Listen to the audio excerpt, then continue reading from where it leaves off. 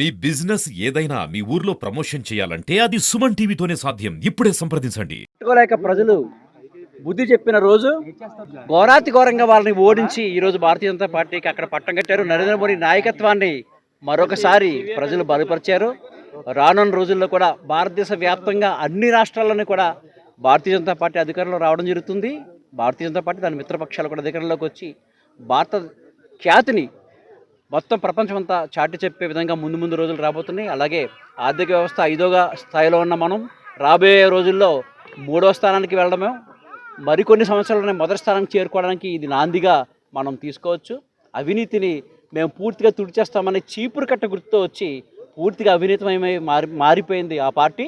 అదంతా ప్రజలు తీవ్రంగా వ్యతిరేకించడం మనందరికీ కళ్ళ ముందు కనిపించింది. ఎవరైతే అవినీతికి వ్యతిరేకంగా పోరాటం చేస్తూ ముఖ్యమంత్రిగా స్థానం పొందాడో కేజ్రీవాల్, ఆయన కూడా చిత్తుగా ఓడిపోయిన సందర్భం.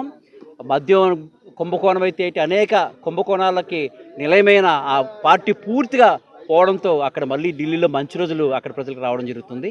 ఈ సందర్భంగా మొత్తం విశాఖ భారతీయ జనతా పార్టీ కార్యకర్తలందరూ పార్టీ కార్యాలయం రావడం జరిగింది. ఇక్కడ అందరూ సంబరాల్లో మునిగిపోయాము. మాతో పాటు మా కార్యకర్తలు కూడా ఇక్కడ మీరు గమనించవచ్చు. 27 సంవత్సరాల తర్వాత ఢిల్లీ గడ్డపై భారతీయ జనతా పార్టీ జెండా రెపరెపలాడుతుంది.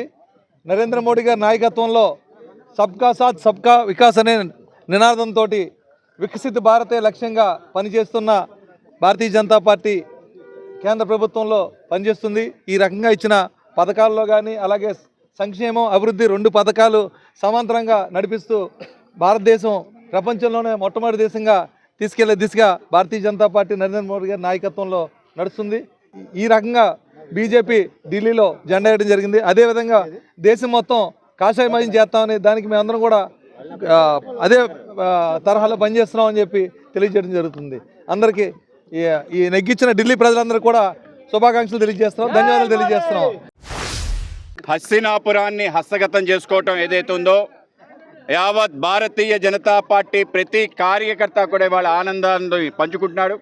సుమారు 27 సంవత్సరాల తర్వాత, సుమారు 5 టర్మ్స్ తర్వాత భారతీయ జనతా పార్టీ ఢిల్లీని హస్తగతం చేసుకుంది. ఢిల్లీ రాష్ట్రం ఏర్పడిన తర్వాత మొట్టమొదటిసారి భారతీయ జనతా పార్టీ ప్రభుత్వం మదన్ లాల్ ఖురానా గారి నేతృత్వంలో భారతీయ జనతా పార్టీ ప్రభుత్వం వచ్చింది.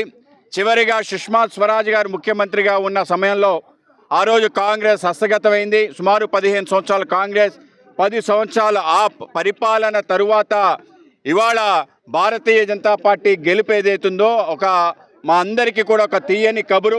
ముఖ్యంగా నరేంద్ర మోడీ గారు 2014 తర్వాత కేంద్రంలో ప్రభుత్వం ఏర్పడి చేసిన తర్వాత అన్ని చోట్ల గెలుస్తున్నారు, ఢిల్లీలో ఎందుకు గెలవటం లేదు అనేది మాకు చిన్న ఇబ్బందికరమైన పరిస్థితి. అయితే ఇవాళ ఏదైతే ఆమ్ ఆద్మీ పార్టీ కాంగ్రెస్ యొక్క వాళ్ళ యొక్క అవినీతి వ్యతిరేకంగా పెద్ద ఎత్తున ప్రచారం చేసి మొత్తం అవినీతిని తరిమి కొడతామని చెప్పిన ఆ పార్టీ ఎప్పుడు ఎన్నికల్లో పోటీ చేయనని చెప్పిన అరవింద్ కేజ్రీవాల్ తర్వాత ఎన్నికల్లో పోటీ చేసి ముఖ్యమంత్రి అవటం జరిగింది. ఢిల్లీలో చేసిన ఘోరాలు, నేరాలు, అవినీతులు మొత్తం ప్రపంచంతా వీస్తుపోయింది. ముఖ్యంగా ఏదైతే లిక్కర్ స్కామ్లో అరవింద్ కేజ్రీవాల్తో సహా మనీష్ సిసోడియా, అతీషి, అలాగే సౌరవ్ శ్రీవాస్తవ్ లాంటి అనేక మంది ఎవరైతే ఆ యొక్క ప్రముఖులు ఉన్నారో వాళ్ళందరూ కూడా అరెస్ట్ చేయడం జరిగింది. చాలామంది అనేక రకాలుగా మాట్లాడటం జరిగింది. వీళ్ళని ఈ అవినీతి కారణంగా, వీళ్ళు అరెస్ట్ కారణంగా వాళ్ళకి ఒరుగుతుంది తప్ప వాళ్ళకి ఏ విధంగా నష్టం ఉన్నదని ఇవాళ అరవింద్ కేజ్రీవాల్, అలాగే మనీష్ సిసోడియా, అలాగే ఢిల్లీ ముఖ్యమంత్రి అయిన శ్రీమతి అతీషి ఘోరంగా ఓడిపోవటం ఏదైతే ఉందో ఆమ్ ఆద్మీ పార్టీకి అది పెద్ద చెంపపెట్టు లాంటిది. అలాగే దాంతోపాటు అనేక మంది ప్రముఖులు వాళ్ళందరూ కూడా ఓడిపోవడం జరిగింది. ఇవాళ ఏదైతే ఢిల్లీ గెలుపుందో భారతీయ జనతా పార్టీ నరేంద్ర మోడీ గారి నేతృత్వంలో ఒక తిరుగులేని శక్తి అని చెప్పి ప్రజలందరికీ తెలియజేశారు. ఆ విధంగా క్యాపిటల్ ఏదైతే ఉందో క్యాపిటల్ స్టేట్ అది భారతీయ జనతా పార్టీ చేతిలోకి వస్తే తప్పనిసరిగా ఆ ప్రాంతంలో ఉండే పంచభూతాలని సర్వనాశనం చేసి అక్కడుండే యమున నీటిని శుద్ధి చేసే విధంగా ఒక పెద్ద బృహత్ ప్రణాళిక ముందుకు తీసుకొస్తాం. ఏ విధంగా అయితే నమామి గంగా అని చెప్పి గంగని ఏ విధంగా శుద్ధి చేసి మనందరం ఇప్పుడు మహా కుంభమేళ ప్రయాగులు ఏ విధంగా చేసుకుంటామో అదేవిధంగా ఢిల్లీ సంబంధించిన యమునా తీరాన్ని అద్భుతంగా చేస్తానని చెప్పి పర్వేష్ వర్మ అని చెప్పి అరవింద్ కేజ్రీవాల్ని ఓడించిన వ్యక్తి చెప్పాడు. అలాగే ప్రపంచంలోనే అత్యంత కలుషితమైన గాలి కాలుష్యం కలిగిన నగరంగా ఢిల్లీ ఉండటం కూడా మన దురదృష్టం.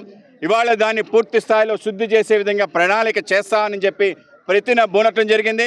తప్పనిసరిగా గాలి, నీరు, చెట్టు, చేమ, భూమి అన్నిటిని కూడా శుభ్రపరిచే పెద్ద కార్యక్రమం భారతీయ జనతా పార్టీ ఢిల్లీలో తీసుకోబోతుంది. ఢిల్లీ గెలుపు మా అందరికీ అత్యంత స్ఫూర్తి ప్రదాతగా ఉంది. తప్పనిసరిగా ఆంధ్రప్రదేశ్లో కూడా భారతీయ జనతా పార్టీ తిరుగులేని శక్తిగా ఎదగడానికి మీ అందరం కలిసి కృషి చేస్తాం.